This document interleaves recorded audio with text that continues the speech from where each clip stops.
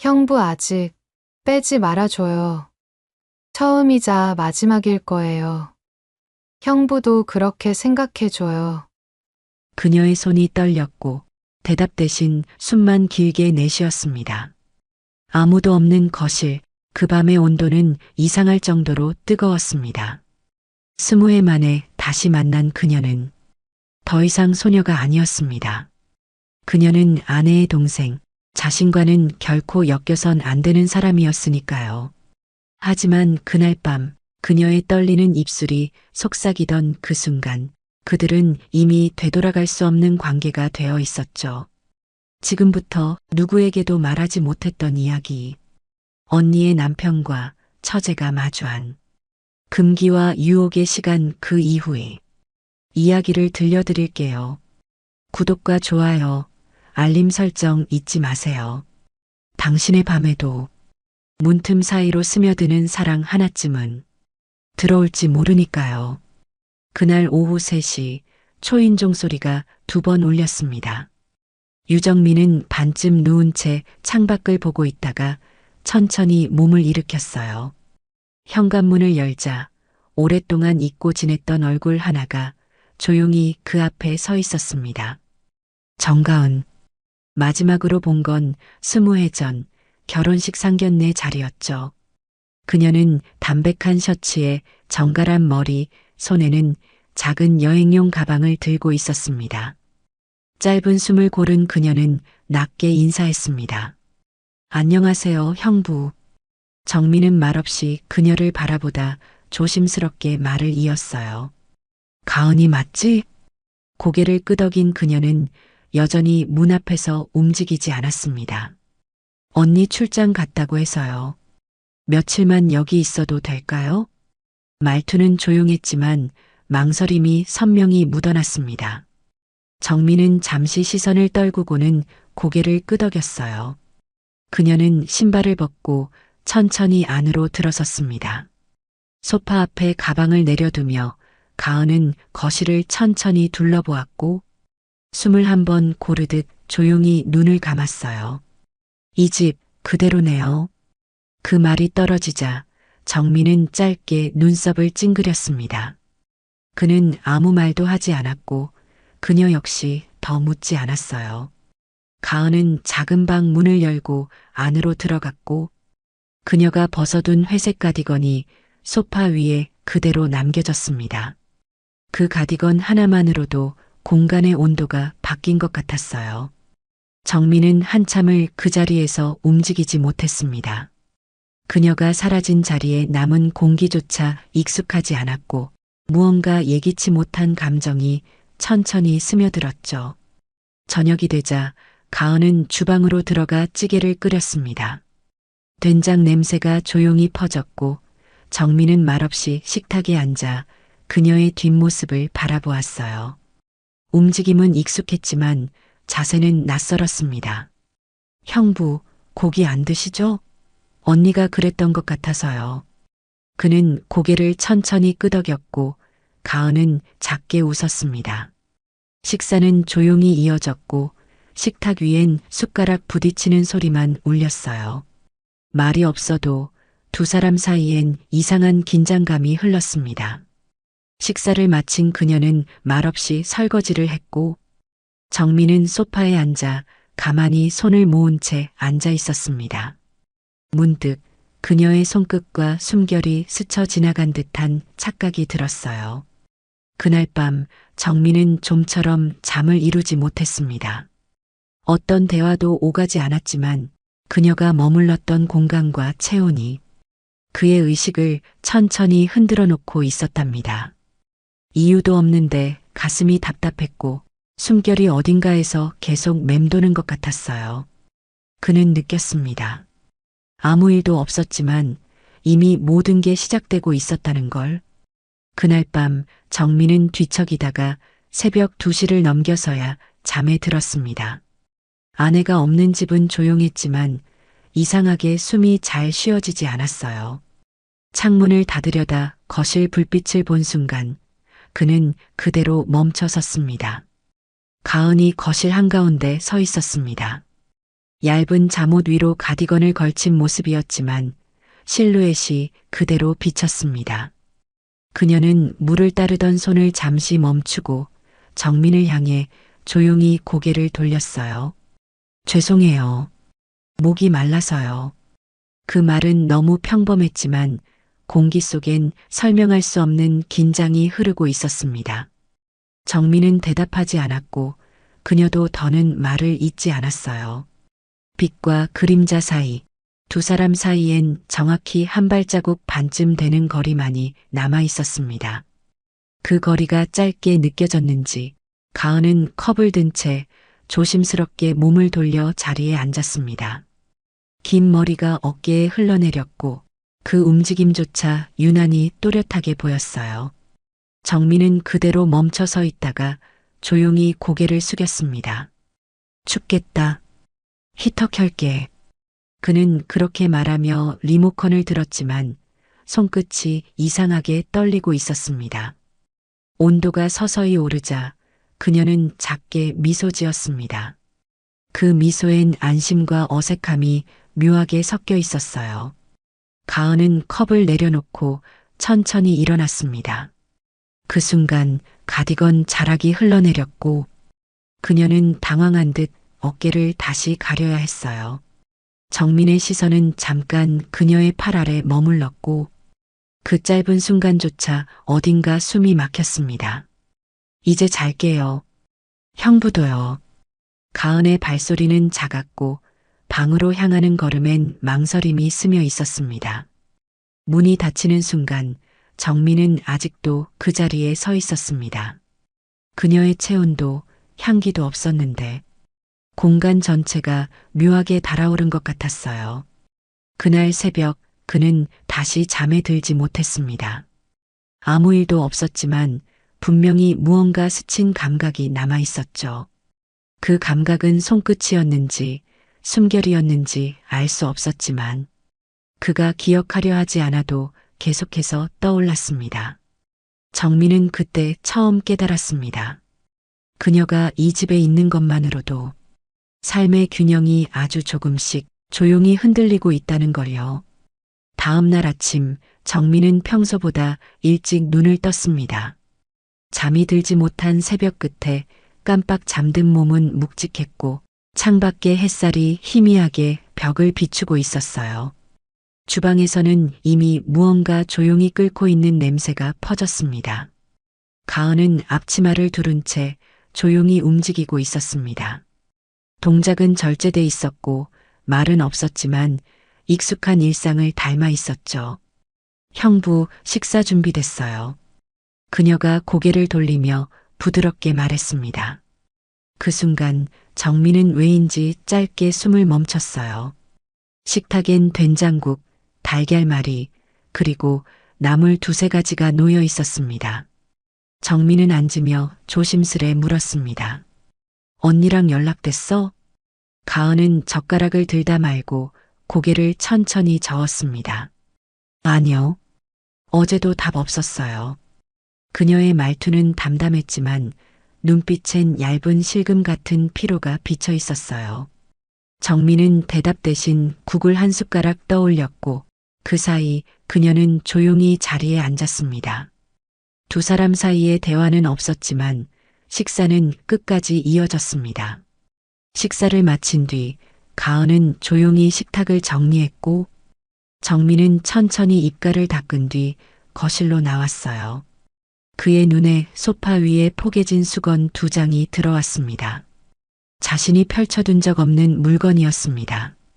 그녀는 이미 생활의 틈으로 스며들고 있었어요. 낮에는 함께 마트를 다녀왔습니다. 별말 없이 장바구니를 나란히 들었고 계산대에서 가은은 자연스럽게 카드를 꺼냈습니다. 언니가 송금했어요.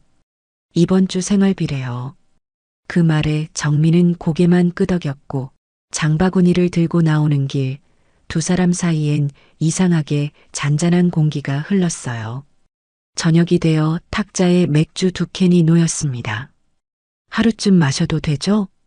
가은의 눈빛이 조용히 웃고 있었고 정민은 말없이 캔을 따서 건넸습니다. 그녀는 반쯤 기댄 채 소파에 앉았고 정민은 거리를 두고 의자에 앉았어요.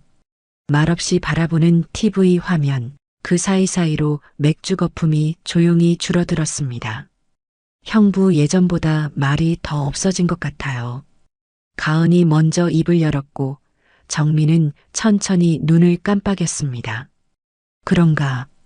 짧은 대답이었지만 그 안엔 많은 게 담겨 있었어요.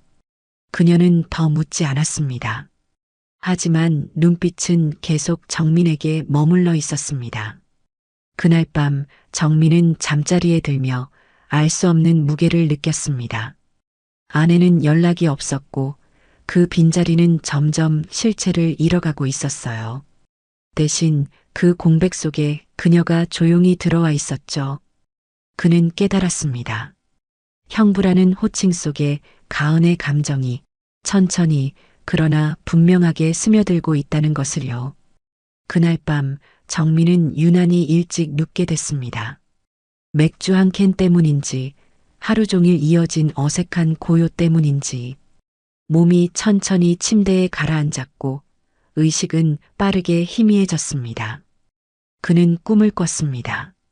분명 아내가 있어야 할 자리였지만 그 자리에 앉아 있는 건 정가은이었어요. 그녀는 그를 바라보고 있었고 말없이 웃는 표정이 낯설면서도 어딘가 익숙하게 느껴졌습니다.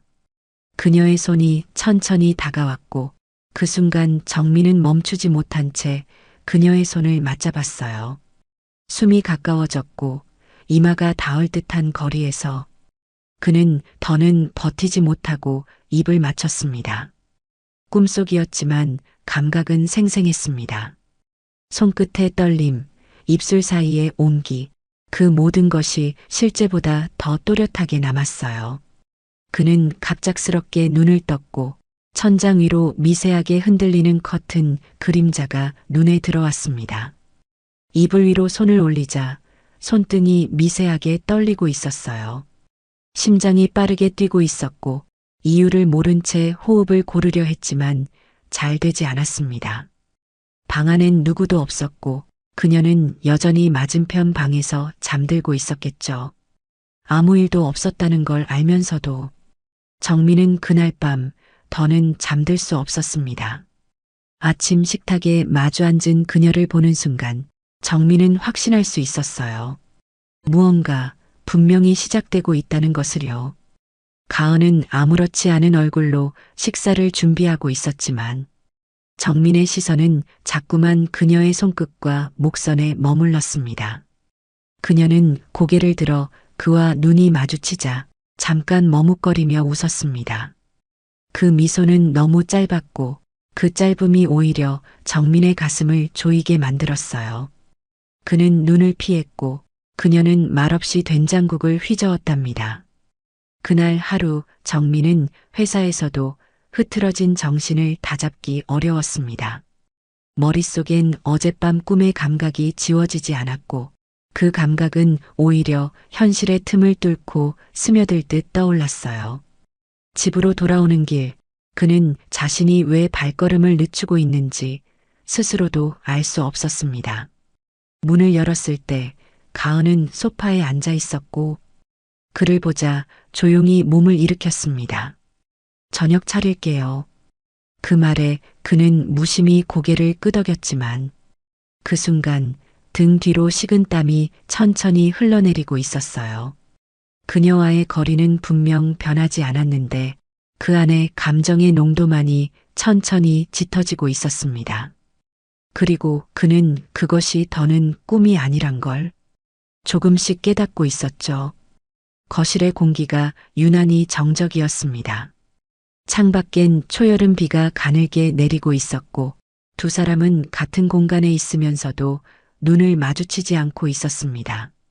정민은 식탁에 앉아 신문을 펼쳤고 가은은 소파 옆에 앉아 실내화를 정리하고 있었어요. 대화는 없었습니다.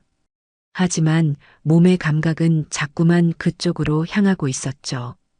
그가 컵을 잡으려 손을 뻗은 순간 가은의 손등과 그의 손끝이 아주 짧게 스쳤습니다. 둘 다 동시에 멈췄고 정민의 손은 허공에서 멈춰 있었습니다. 가은은 고개를 숙였고 그 짧은 접촉을 아무렇지 않은 듯 넘기려 했지만 눈썹이 살짝 떨렸습니다.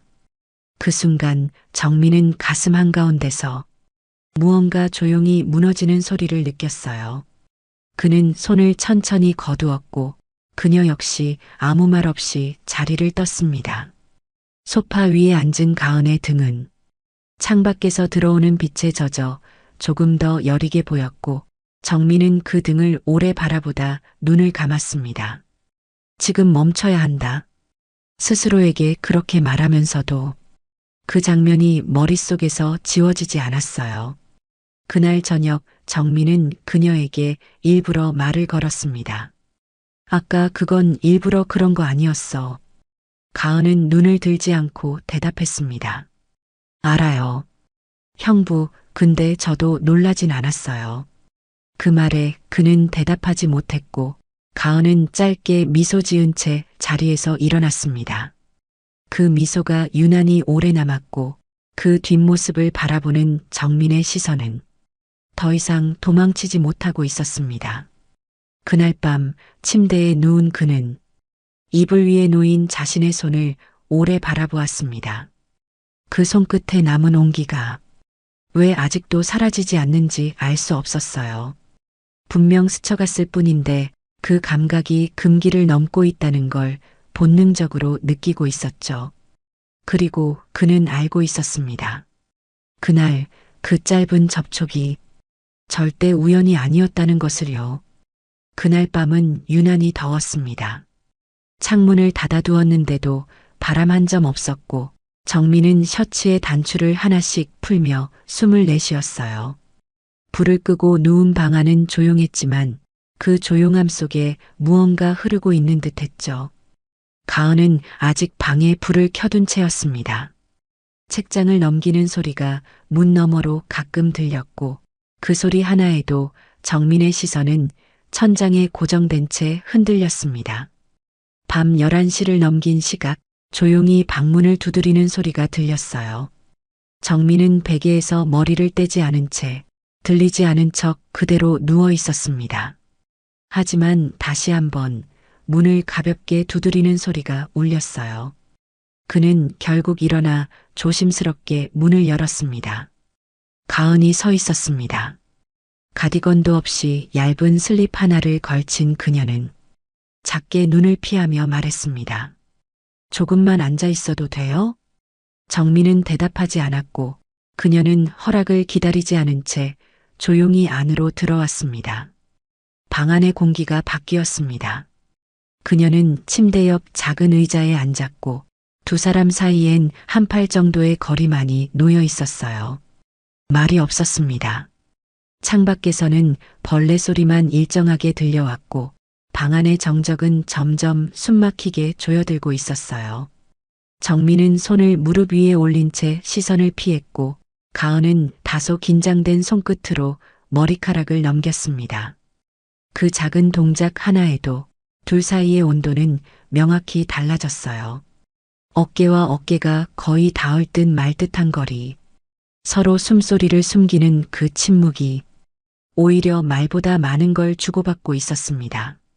그녀가 먼저 눈을 돌렸고 정민의 손등에 자신의 손을 살며시 올려놓았습니다. 아무 말도 하지 않은 채였습니다. 정민은 눈을 감았다가 떴고 그 손을 뿌리치지 못했습니다. 도리어 가은의 손을 천천히 감싸쥐었어요. 그 순간 무너졌습니다. 둘 사이에 있던 모든 선, 거리, 망설임이 단 한 번의 고개 끄덕임 없이 부서졌습니다. 숨이 겹쳤고 입술이 맞닿은 건 불빛이 꺼지기 직전의 일이었어요. 긴 말도 망설임도 없었습니다. 천천히 그녀의 등이 침대에 닿았고 정민은 아무 말 없이 그녀를 품었습니다. 리듬은 처음엔 어색했지만 서로를 확인하는 듯 이어졌고 그 안에서 멈추려는 노력은 조금도 없었어요. 가은은 그를 향해 조용히 입을 열었습니다. 처음이자 마지막일 거예요. 형부도 그렇게 생각해줘요. 그 말이 끝났을 땐 이미 모든 건 되돌릴 수 없게 되어 있었습니다. 밤이 깊어질수록 그 방 안의 공기는 점점 뜨거워졌고 두 사람은 숨을 고르며 서로를 붙잡고 있었어요. 그 순간만큼은 그 어떤 현실도 그들을 끌어내릴 수 없었습니다. 아침 햇살이 커튼 사이로 천천히 밀려들었습니다. 정민은 먼저 눈을 떴고 한참 동안 그대로 누운 채 천장을 바라보았어요. 옆에는 아무도 없었습니다. 이불엔 그녀의 흔적이 남아 있었고 머리맡엔 작은 머리카락 하나가 조용히 붙어 있었습니다. 그는 조심스럽게 이불을 걷어내고 자리에서 일어났습니다. 샤워기에서 쏟아지는 물줄기 소리가 공허하게 들렸고 얼굴을 감싸며 눈을 감았을 때 그의 손끝엔 여전히 그녀의 체온이 남아 있었습니다. 아래층으로 내려갔을 때 가은은 평소처럼 조용히 주방에 있었습니다. 표정은 달라진 게 없었지만 정민은 단번에 알아차릴 수 있었어요. 그녀가 오늘 아침 훨씬 가까워져 있었다는 것을요. 식탁 위엔 평범한 아침 식사가 놓여 있었고 그녀는 눈길 한 번 주지 않은 채 국을 휘젓고 있었습니다. 정민은 그 모습에 숨을 고르듯 앉았고 조용히 젓가락을 들었습니다. 대화는 없었습니다. 하지만 그 침묵이 어색하지 않았다는 점이 오히려 더 큰 문제처럼 느껴졌어요. 그녀는 이미 오래전부터 이 집에 있었던 사람처럼 움직이고 있었고 정민은 그 익숙함이 무서웠습니다. 식사를 마친 그는 무심하게 물었습니다. 괜찮아? 가은은 천천히 고개를 들었고 그 눈빛은 아무 말도 묻지 말라는 듯 고요했어요. 형부는요? 그 한마디에 정민은 대답하지 못했습니다. 가은은 미소도 눈물도 없는 얼굴로 식탁을 정리했고 그녀의 뒷모습이 평소보다 조금 더 작게 느껴졌습니다. 그날 오후 정민은 일부러 집 밖으로 나갔습니다. 카페에 앉아 커피를 마시며 생각을 정리하려 했지만 그녀의 손끝, 숨결, 속삭임 하나하나가 계속 떠올랐어요. 탐닉은 짧았지만 그 죄책감은 오래도록 머릿속에 머물렀습니다. 해가 지고 정민은 다시 집으로 돌아왔습니다. 가은은 거실 소파에 앉아 있었고 TV에서는 아무 소리 없는 뉴스 영상이 흘러나오고 있었어요. 오늘 나가 있었어요? 정민이 고개를 끄덕이자 그녀는 조용히 물을 마셨습니다.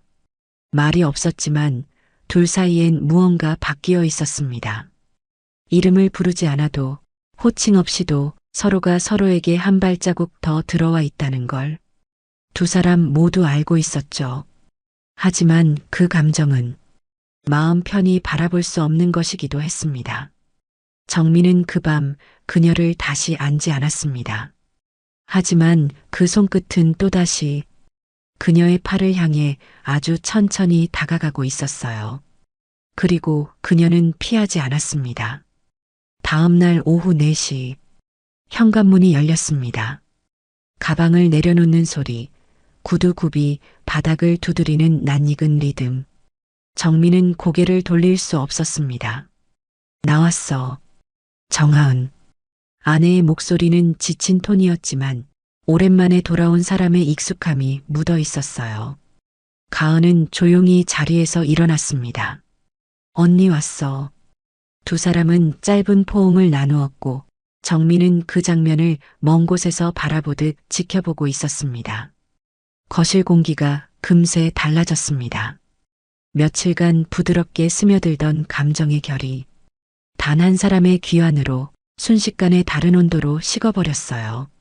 정하은은 짐을 정리하며 묻지 않았습니다. 그녀는 아무것도 모른다는 듯 자연스럽게 방으로 들어갔고 정민은 아내의 걸음을 따라 시선을 끌지 못한 채 주방으로 향했습니다.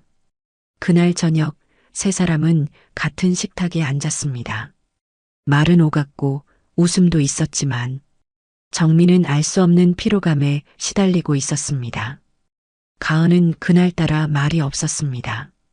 젓가락을 천천히 움직였고 고개를 숙인 채 접시에 시선을 고정하고 있었어요. 그녀가 물컵을 들다 말고 잠시 정민의 손등을 스친 순간 정민은 눈을 감듯 시선을 피했습니다. 그 짧은 순간이 더 이상 허락되지 않는다는 것을 본능적으로 느꼈기 때문이었습니다. 식사 후 정하은은 짐 정리를 마치고 방으로 들어갔습니다. 가은은 조용히 식탁을 치우다 말고 고개를 들었습니다. 형부. 그 짧은 부름에 정민은 멈칫했습니다. 내일 나갈게요. 그 말에 정민은 아무런 반응도 보이지 못했습니다. 가은은 미소도 슬픔도 없는 얼굴로 그를 바라봤고 잠시 후 그대로 고개를 숙인 채 접시를 다시 닫기 시작했어요. 정민은 그 뒷모습을 바라보며 목 끝에 걸린 어떤 감정을 꾹 눌러 삼켰습니다. 그날 밤 그는 침대에 누운 아내의 등을 바라보며 입을 떼지 못한 채 한참을 서 있었습니다. 하은의 숨소리는 고르고 편안했지만 정민의 호흡은 그에 맞춰 흐르지 않았어요. 가은의 방불은 이미 꺼져 있었고 문틈 사이로 아무 빛도 새어나오지 않았습니다. 하지만 정민은 알고 있었습니다. 그녀 역시 잠들지 못하고 있다는 걸요. 그 밤 누구도 울지 않았지만 셋 모두 고요히 부서지고 있었습니다. 몇 달이 흘렀습니다. 가을이 지나 겨울로 접어들던 어느 오후 정민의 휴대폰에 낯익은 번호 하나가 조용히 떠올랐습니다. 그는 한참을 화면만 바라보다 늦게야 메시지를 열어보았습니다. 그날 후회 안 했어요. 나만 그랬다면 잊을게요. 짧은 문장이었습니다. 그러나 그 안에 담긴 무게는 그 어떤 통화보다 더 또렷하게 가슴을 눌렀어요. 정민은 그 자리에 앉은 채 핸드폰을 내려놓고 두 손을 오므렸습니다. 그날 이후 단 한 번도 그녀를 잊은 적이 없었습니다. 그는 매일 새벽 혼자 걸었던 골목 어귀에서 그녀가 손끝으로 스치던 기억을 떠올렸어요. 차가운 컵에 닿던 입술, 숟가락을 들다 멈추던 손끝, 그리고 문을 열기 전 망설이던 숨결. 시간이 지날수록 그 기억은 흐려지는 대신 더 생생해졌습니다. 그리고 그는 지금에서야 그 감정이 순간의 욕망이 아니라 진심이었다는 걸 알게 되었어요. 정하은은 여전히 곁에 있었고 부부의 생활은 아무 일 없었던 것처럼 이어졌습니다. 하지만 정민은 밤마다 불 꺼진 거실에 앉아 말없이 창밖을 바라보곤 했어요. 그 창 너머엔 지금 어디선가 또 다른 창을 열고 있을지 모를 정가은의 모습이 떠오르곤 했습니다. 다시 만날 수 없다는 걸 알고 있었습니다. 하지만 감정은 이성보다 오래 남았고 그는 결국 마음속 깊은 곳에 그녀를 놓지 못하고 있었어요. 며칠 후 정민은 조용히 문자를 보냈습니다. 나도 단 한 번도 잊은 적 없었어. 그 문장에 답은 오지 않았지만 그는 이상하게도 가슴이 가라앉는 걸 느꼈습니다. 그리고 그렇게 서로의 계절은 다시 엇갈려가기 시작했어요. 그날 이후 두 사람은 다시 만나지 않았습니다. 어떤 약속도 없었고 서로의 연락처는 그대로였지만 그 누구도 먼저 손을 내밀지 않았어요. 계절이 바뀌었고 정민은 여전히 같은 자리에서 비슷한 시간에 눈을 떴습니다. 아내는 여전했고 아침 식탁의 반찬은 달라지지 않았습니다. 하지만 그는 알고 있었습니다. 그녀를 품었던 그 밤 이후 자신은 결코 예전으로 돌아가지 못했다는 것을요. 정가은은 멀리 떠났습니다. 정확한 주소도 목적지도 알려주지 않았고 그는 굳이 묻지 않았습니다. 다만 그녀가 더 이상 자신의 앞에 나타나지 않으리란 사실만은 선명하게 이해하고 있었어요. 시간이 흐르고 정민은 해마다 같은 계절이 오면 자신도 모르게 습관처럼 그날을 떠올리곤 했습니다. 초여름의 습기 어린 저녁, 살결 사이로 스며들던 침묵, 그리고 잊으려 해도 잊히지 않던 눈빛. 그녀는 단 한 번도 사랑했다고 말하지 않았습니다. 하지만 정민은 알 수 있었습니다. 그날 그녀의 손끝에, 그날 그녀의 숨결에 진심이 고스란히 실려 있었다는 것을요. 형부와 처제, 감당할 수 없는 이름 아래에서 피어난 감정은 결국 끝까지 책임질 수 없었기에 더 깊게 남았습니다. 정민은 오늘도 문득 그녀를 떠올렸습니다. 사무치는 그리움이라기보단 자신 안에 고요히 남은 하나의 계절처럼요. 사랑했지만 끝내 지키지 못했던 선. 그러나 그 감정만은 누구도 부정할 수 없었습니다. 그는 오늘도 생각했습니다. 지금도 가끔 그날의 숨결이 문틈 사이로 스며드는 것 같다고요.